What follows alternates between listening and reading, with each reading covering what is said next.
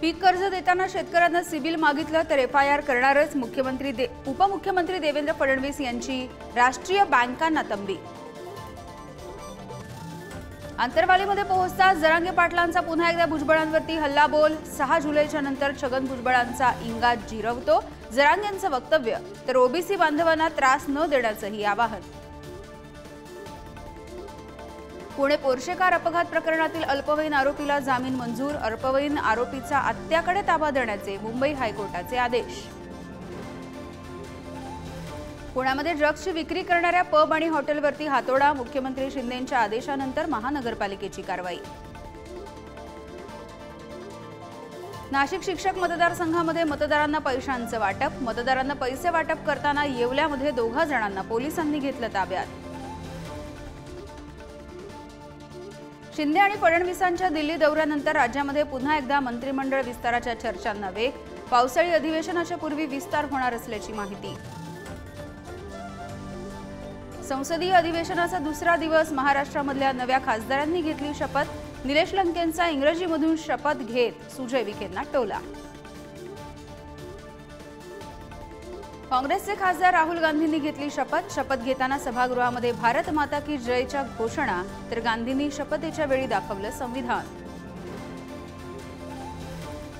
नाशिकमध्ये संत निवृत्तीनाथ महाराजांच्या पालखीचं रिंगण। निवृत्तीनाथांच्या दिंडीमध्ये हजारो वारकरी दंग। त्र्यंबकेश्वरमधून पालखीचं पंढरपूरच्या दिशेने प्रस्थान। सांगली जिल्हा मध्यवर्ती बँकेवरती चाबूक मोर्चा। संचालक मंडळ बरखास्त करत प्रशासक नेमण्याची मागणी।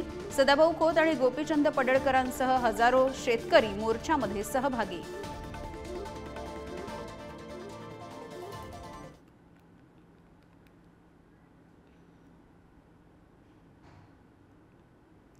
राज्य आणि देशभरामधल्या महत्त्वाच्या हेडलाईन्स आता बघूयात। Big and fast headlines. Lok Sabha अध्यक्षपदासाठी ओम बिर्ला यांच्या नावाचा प्रस्ताव। भाजपकडून लोकसभा अध्यक्षपदाची निवडणूक बिनविरोध व्हावी यासाठी प्रयत्न। राहुल गांधी लोकसभा अध्यक्षपदासाठी सत्ताधारी पक्षाला पाठिंबा देण्यासाठी तयार, मात्र उपाध्यक्षपद हे विरोधकांना द्यावं, राहुल गांधींची मागणी।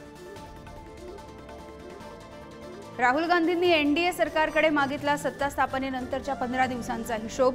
महागाई, दहशतवादी हल्ले, रेल्वे दुर्घटना, नेट आणि नीट परीक्षा घोटाळ्यावरून राहुल गांधींनी मोदींना घेरलं। दिल्लीचे मुख्यमंत्री अरविंद केजरीवाल यांना दिलासा नाहीच। जामीन देण्याचा कनिष्ठ न्यायालयाचा निर्णय उच्च न्यायालयाकडून रद्द। दिल्लीच्या पाणी पुरवठा मंत्री आतिशी रुग्णालयामध्ये दाखल। पाण्यासाठी गेल्या 4 दिवसांपासून सुरू असलेल्या आमरण उपोषणामुळे प्रकृती खालावली। रुग्णालयामध्ये दाखल केल्यानंतर आतिशींचं उपोषण स्थगित। अयोध्येमधल्या राम मंदिराच्या छताला गळती। मुख्य पुजारी सत्येंद्र दास यांचा दावा। रामलल्ला विराजमान असलेल्या जागी पहिल्या पावसामध्ये गळती लागल्याचा दावा। नीट पेपर फुटीच्या तपासाला वेग। सीबीआयची पथकं चौकशीसाठी बिहार आणि गुजरातमध्ये।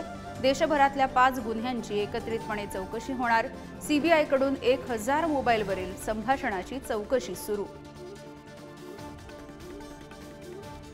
यूएसला मुसळधार पावसानं झोडपलं। पुरामुळे रेल्वेचा पूल कोसळला। पुरामध्ये अडकलेल्या शेकडो लोकांना सुरक्षित स्थळी हलवण्याचं काम सुरू। अमेरिकेच्या हेरगिरीच्या आरोपाखाली तुरुंगामध्ये असलेले विकिलीक्सचे संस्थापक जुलियन असांज यांची 5 वर्षांच्या नंतर लंडनमधल्या तुरुंगामधून सुटका। अमेरिकन सरकारसोबत झालेल्या कराराचा भाग म्हणून हेरगिरी केल्याची दिली कबुली। T20 वर्ल्ड कपमध्ये अफगाणिस्तानकडून बांगलादेशचा 8 धावांनी पराभव। अफगाणिस्तान सेमीफायनल्ससाठी पात्र। 27 जून रोजी उपांत्य फेरीमध्ये अफगाणिस्तानचा दक्षिण आफ्रिकेसोबत सामना।